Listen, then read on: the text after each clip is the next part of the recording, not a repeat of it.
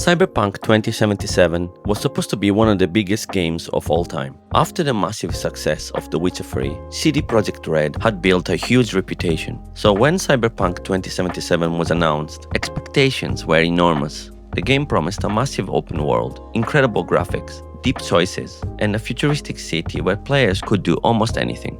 And then the hype.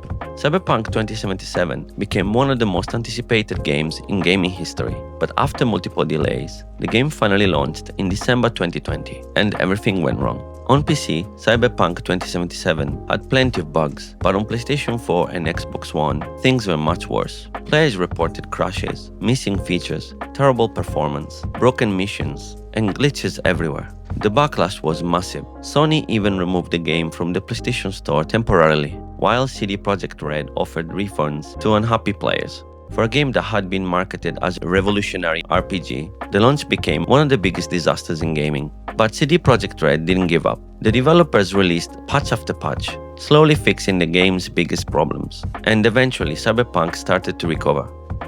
Then came the turning point. In 2022, the Edge Runners anime introduced Cyberpunk to a whole new audience, bringing thousands of players back to the game. And in 2023, CD Projekt Red released Phantom Liberty. This expansion didn't just add new content, it completely improved the many parts of the game, including combat, skills, police systems, and overall gameplay. Cyberpunk 2077 was finally becoming the game people originally wanted. The comeback was huge. Years after the disastrous launch, Cyberpunk 2077 was once again being praised by players and critics. And the story doesn't end there. CD Projekt Red is now working on the next Cyberpunk game, currently known as Cyberpunk 2. So what happened to Cyberpunk 2077? It went from one of the most hyped games ever to one of the most criticized launches in gaming history. But instead of disappearing, CD Projekt Red spent years rebuilding it.